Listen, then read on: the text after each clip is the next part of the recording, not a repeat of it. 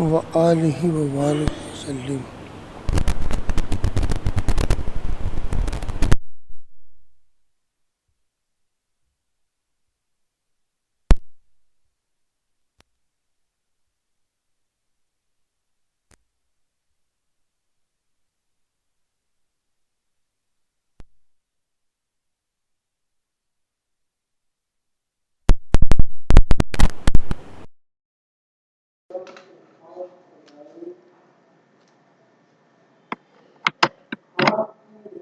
باتوں میں سے ہر ایک بات کی تصدیق کا،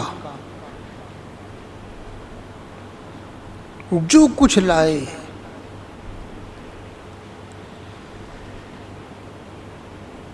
ان میں سے ہر ایک بات کی تصدیق، ہر ایک بات کو مان لینا،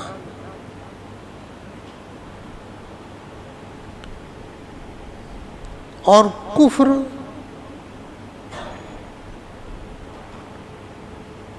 اللہ کے پیارے محبوب کی لائی ہوئی باتوں میں سے کسی ایک بات کی تکذیب، کسی ایک بات کو بھی جھٹلا دینا، یہ کفر ہے۔ جو کچھ اللہ کے پیارے محبوب اپنے رب کے پاس سے لائے، آپ کے لائی ہوئی باتوں میں سے ہر ایک بات کی تصدیق کرنا، ہر ایک کو مان لینا، یہ ایمان ہے۔ اور آپ کی لائی ہوئی باتوں میں سے کسی ایک بات کی بھی تکذیب کیا، کسی ایک بات کو بھی جھٹلایا، انکار کیا، یہ انکار کرنا کفر ہے۔ جو اعمال ہیں یہ اسی تصدیق پر علامت ہے اور اسی تکذیب پر علامت ہے۔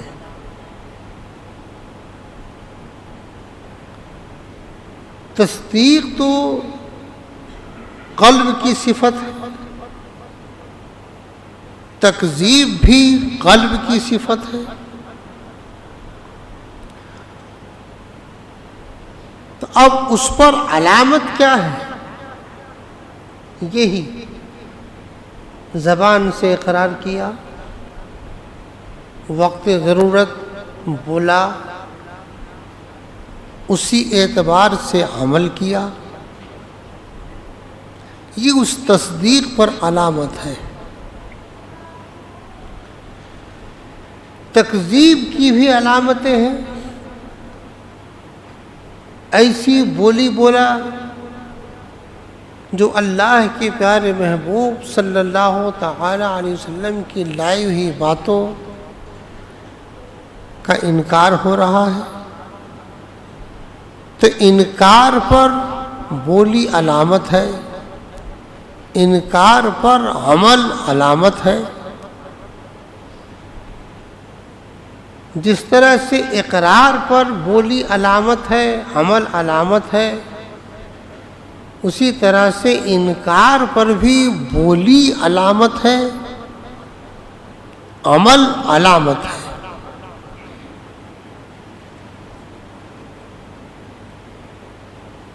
میرے آقا نے فرمایا، میں تمہارے درمیان کتاب اللہ کو چھوڑے جا رہا ہوں۔ کتاب اللہ کے وہ معانی جو تواتراً صحابہ سے، تابعین سے، تبع تابعین سے ثابت ہیں، ان کا انکار زبان سے ہو عمل سے ہو، صریح کفر ہے۔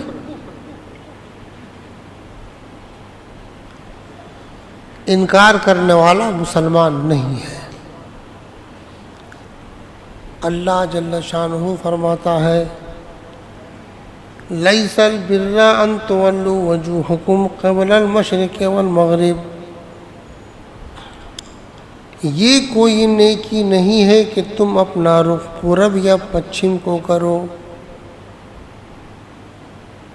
ولیکن البر من آمن باللہ والیوم الآخر والکتاب والنبیین، ہاں اصل نیکی یہ ہے کہ آدمی مان لے اللہ کو، مان لے آخرت کو، مان لے فرشتوں کو، مان لے تمام نبیوں کو۔ جن انبیاء کرام کا ذکر تفصیل سے قرآن و حدیث میں ہے، ان کو تفصیلاً ماننا، اور جن کا ذکر نہیں ہے ان پر اجمالاً ایمان لانا، یہ فرض ہے۔ اٹکل پچھو سے کسی کو نبی ٹھہرا لینا، انداز سے کسی کو نبی مان لینا، یہ جیسا کہ آج کل کے جاہل گمراہ بکا کرتے ہیں، وہ ہرگز قابل قبول نہیں ہے۔ جن کا ذکر تفصیل سے قرآن کریم میں ہے، احادیث میں ہے، ان پر تفصیلاً ایمان لانا، اور جن کا ذکر قرآن و احادیث میں نہیں ہے ان پر اجمالاً ایمان لانا، یہ فرض ہے۔ قرآن کریم کے وہ معانی جو معانی صحابہ سے، تابعین سے، تبع تابعین سے، اجماع امت سے تواتراً منقول ہیں، ان کو ماننا یہ فرض ہے، اور اسی کا انکار صریح کفر ہے۔ مثال کے ذریعے آپ سمجھیے، اللہ جل شانہ نے اپنے محبوب کی شان میں فرمایا ما کان محمد ابا احد من رجالکم ولکن رسول اللہ وخاتم النبیین، محمد صلی اللہ تعالی علیہ وسلم تم میں سے کسی کے باپ نہیں، لیکن وہ اللہ کے رسول اور آخری نبی ہے۔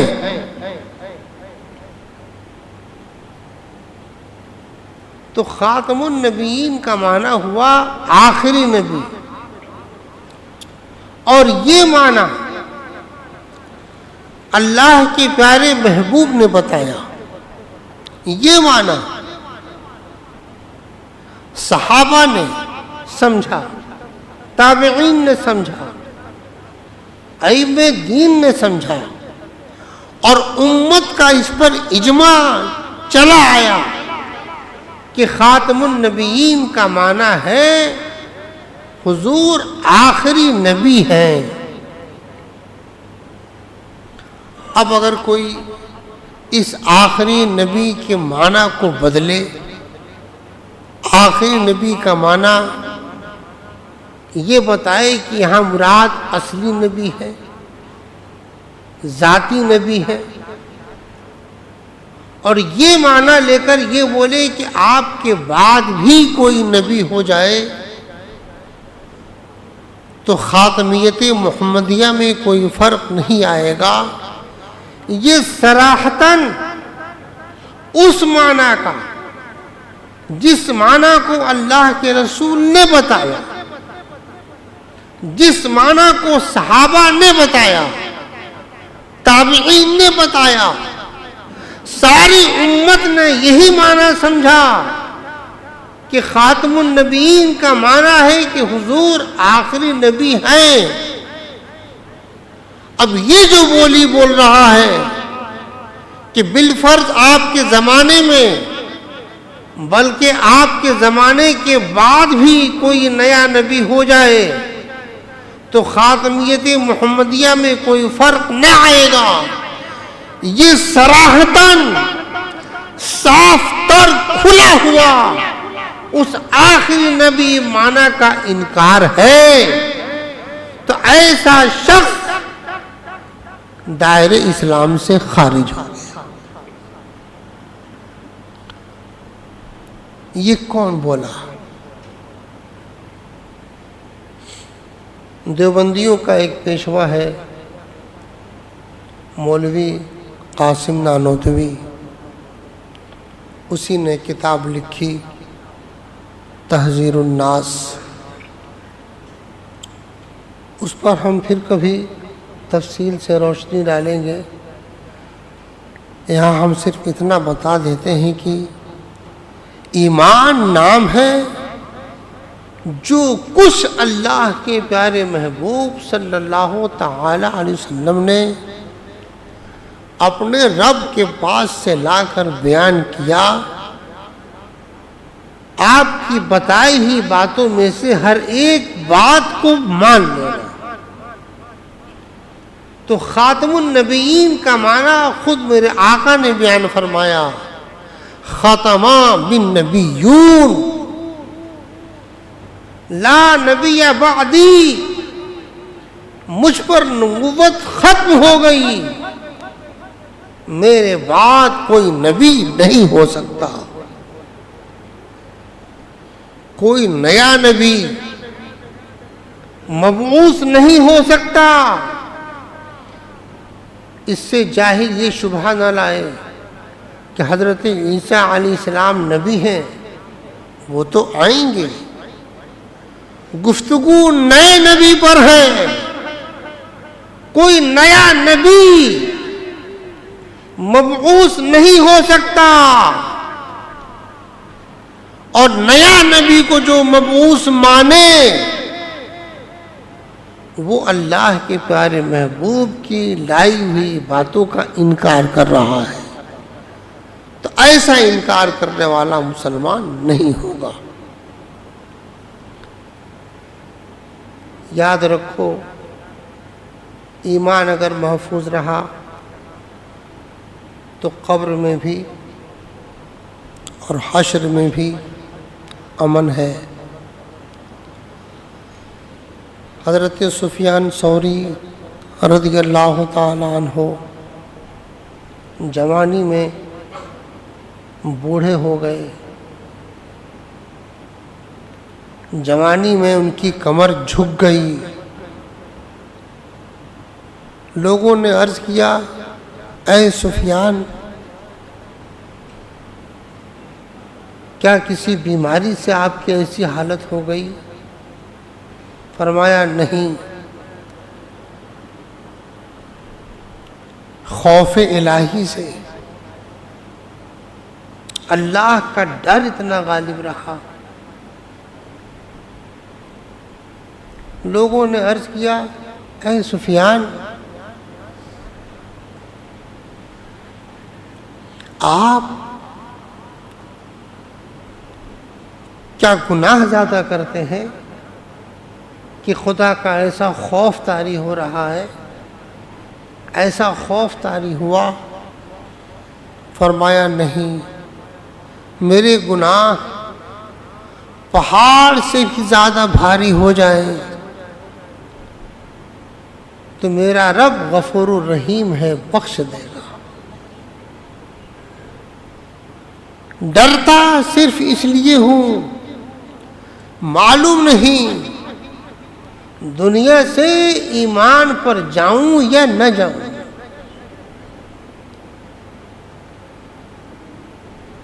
میں نے بتایا کہ تصدیق قلب کی صفت ہے، تکذیب قلب کی صفت ہے. ایمان اسی قلب سے ہے، قلب سے اس کا لگاؤ ہے، اور قلب کا معنی ہے پلٹنا. تو ہر وقت ایمان والا اپنے دل پہ نگاہ رکھتا ہے کہ میرا دل پلٹے نہیں. جو کچھ اللہ کے پیارے محبوب اپنے رب کے پاس سے لائے اس پر اپنے آپ کو جماؤ. دل میں آپ کی محبت کو ابھارو، اس لیے کہ یہ دنیا چند روزہ ہے. مومن میں اور کافر میں فرق یہی ہے. مومن دنیا کی زندگی کو اصلی زندگی سمجھتا ہے، دنیا کی زندگی کو حاصل زندگی سمجھتا ہے، دنیا کی زندگی کو اپنی مراد سمجھتا ہے. مومن دنیا کی زندگی کو آخرت کی زندگی کو بہتر بنانے کے لیے ذریعہ سمجھتا ہے. دنیا ذریعہ ہے، دنیا ایک وسیلہ ہے. آخرت کی زندگی کو بہتر بنانے کے لیے تو دنیا میں جس نے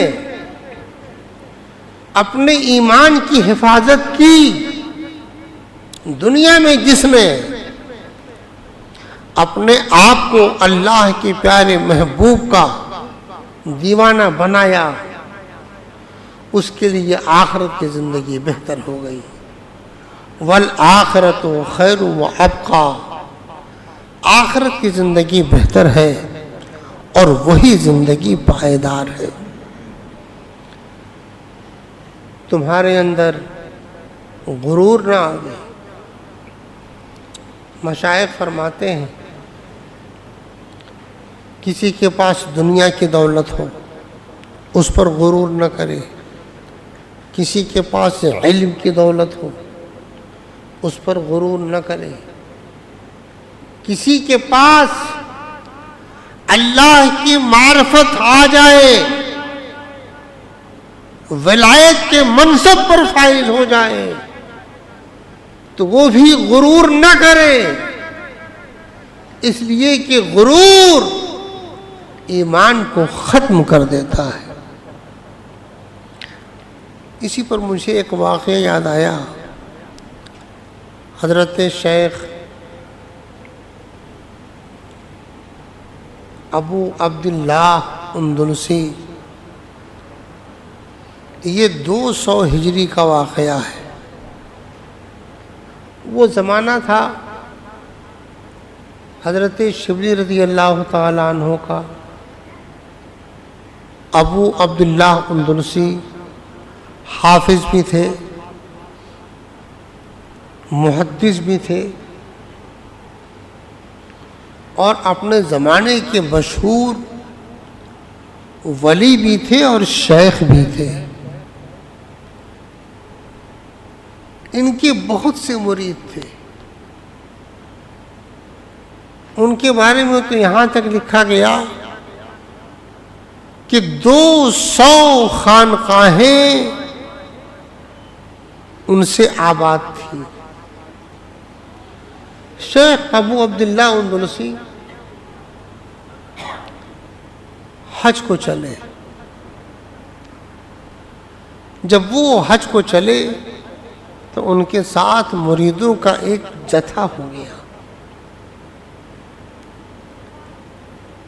12,000 مریدین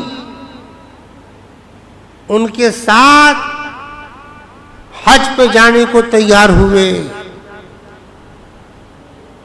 حضرت شبلی رضی اللہ تعالی عنہ ان کے مرید نہیں ہیں، مگر ان سے عقیدت ہے، تو حضرت شبلی بھی تیار ہوئے۔ فرماتے ہیں اس امید پر کہ ایک اللہ کا ولی جا رہا ہے، اس پر خدا کی رحمت برسے گی تو وہ چھینٹا ہمیں مل جائے گا۔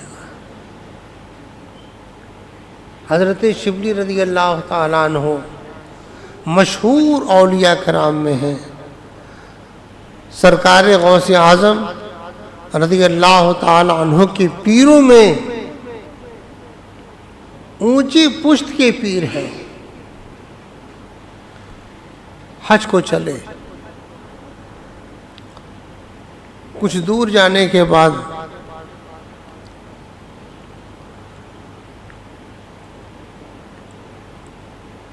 ایک عیسائی کی لڑکی پانی بھر رہی تھی۔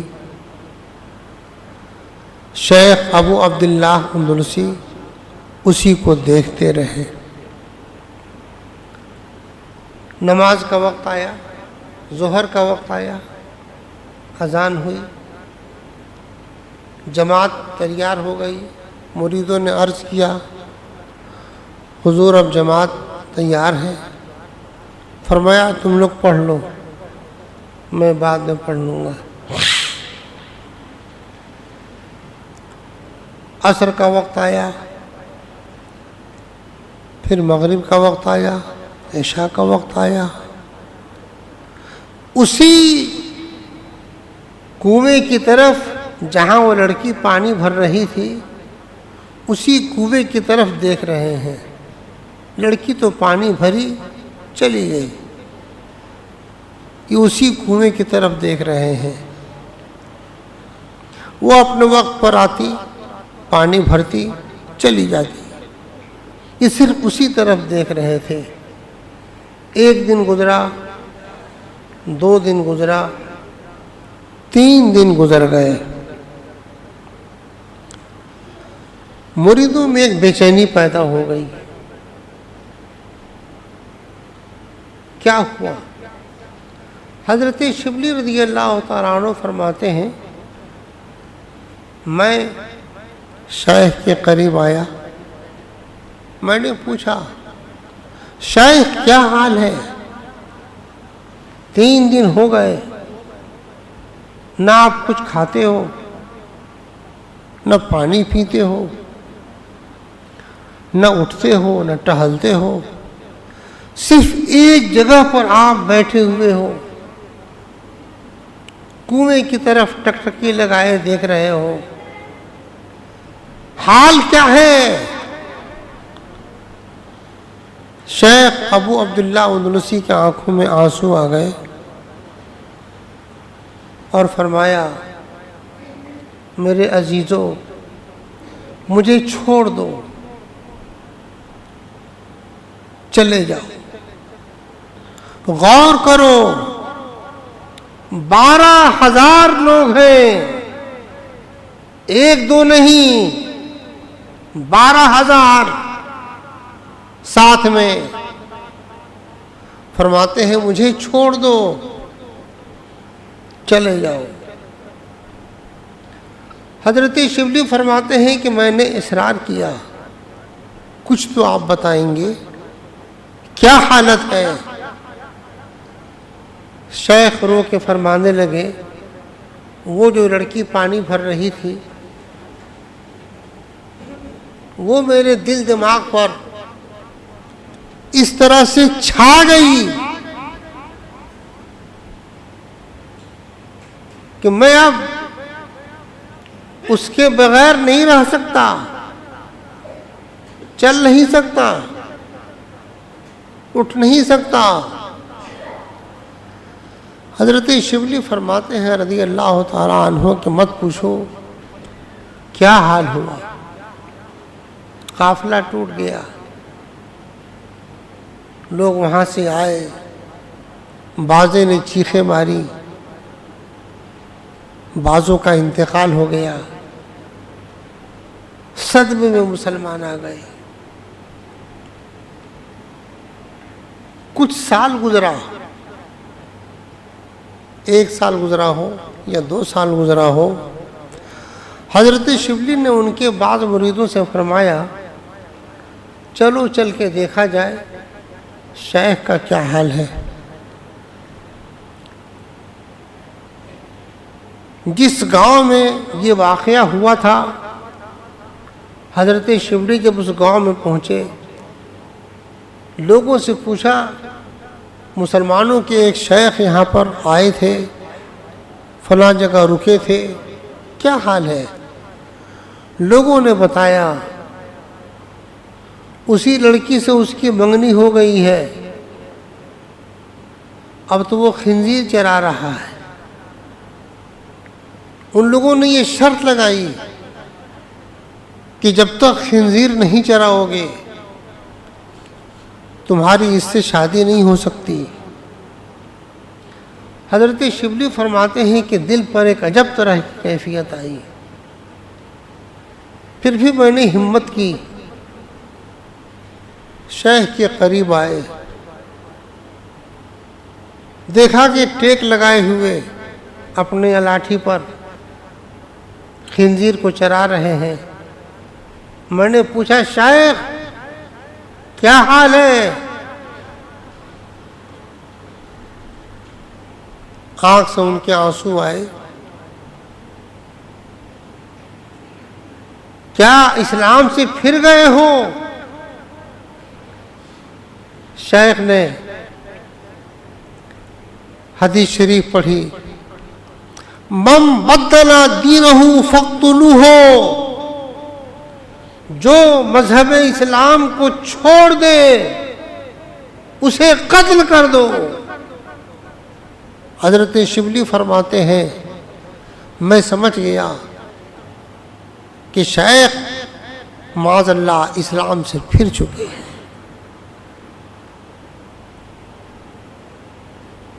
میں نے عرض کیا شیخ آپ تو حافظ تھے، قرآن کی کوئی آیت یاد ہے؟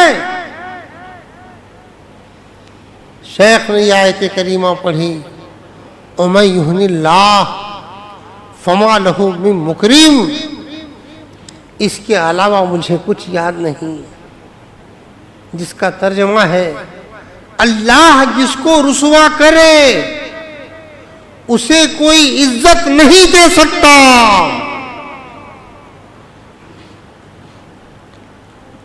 اس کے بعد شیخ ہم لوگوں سے رخ پھیر کر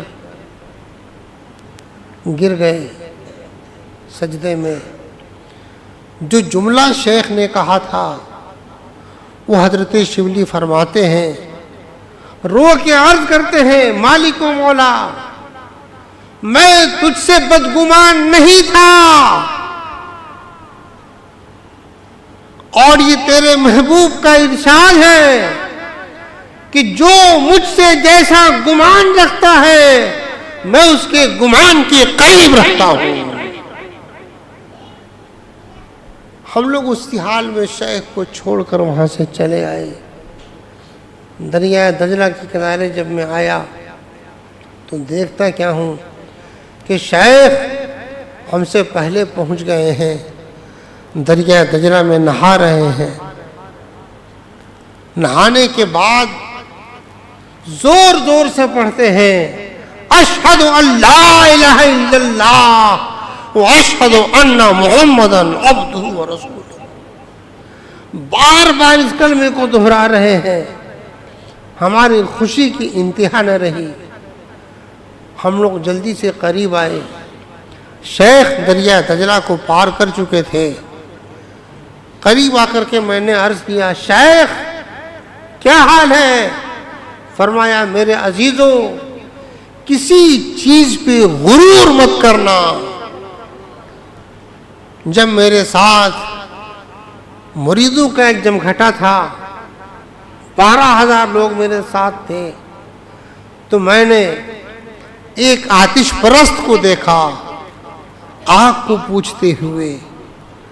اس کو میں نے اپنے دل میں سمجھا کیسا ناسمجھ ہے، کیسا نادان ہے، آگ کی طرف جھکا ہوا ہے، اور میں اپنی سمجھ سے اللہ کی طرف جھکا ہوں۔ اور آگے بڑھا، ایک صلیب پرست کو دیکھا، صلیب کی پوجا کر رہا ہے۔ پھر میرے دماغ میں یہی آیا کہ میں اپنی سمجھ سے اللہ کی بارگاہ میں جھکا ہوں، میری سمجھ نہیں، یہ تو میرے رب کا فضل ہے جو ایمان کی دولت سے مالا مال کیا ہے۔ یہ غرور کا آنا تھا کہ میرے بغل سے ایک طوطا اڑا، میں سمجھ گیا کہ میرے ایمان کا طوطا تھا جو مجھ سے نکل گیا۔ اس کے بعد ہم پر یہ دنیا میں عذاب مسلط ہو گیا۔ یہ میں اس لیے سنایا ہے کہ مسلمانوں، ایمان کی حفاظت میں لگے رہو، ایمان کی حفاظت میں کوشش کرو، اور اللہ کی بارگاہ میں جھک کر عرض کرو، مالک و مولا ہمارے گناہوں کو معاف فرما۔ یہ اس کا فضل ہے جو مسلمان گھرانے میں پیدا کیا، یہ اس کا فضل ہے اہل سنت کے گھر میں پیدا کیا، یہ اس کی رحمت ہے کہ پیارے آقا صلی اللہ علیہ وسلم کا سچا غلام بنایا۔ جو کچھ ہے اس کی رحمت سے ہے، تو آپ اس کی رحمت کی طرف متوجہ رہو، اپنے اندر غرور مت لاؤ، اپنے اندر کوئی ایسی چیز مت لاؤ، رو اس کی بارگاہ میں فریاد لگاؤ، مالک و مولا تو معاف فرمانے والا ہے، ہماری خطاؤں کو معاف فرما دے۔ یہ مہینہ مبارک مہینہ ہے، اس مہینے میں آپ اپنے آپ کو اللہ کے پیارے محبوب صلی اللہ تعالی علیہ وسلم کا سچا شہدائی بنائیے، محبت کی بھیک مانگو، مالک و مولا اپنا خوف اور اپنے محبوب کی محبت دے دے، مانگو تو بے شک تم کو ملے گا۔ اللہ جل شانہ ہر سنی مسلمان پر رحم فرمائے اور دلوں میں اپنا خوف اتارے اور اپنے پیارے محبوب کی سچی محبت ڈالے۔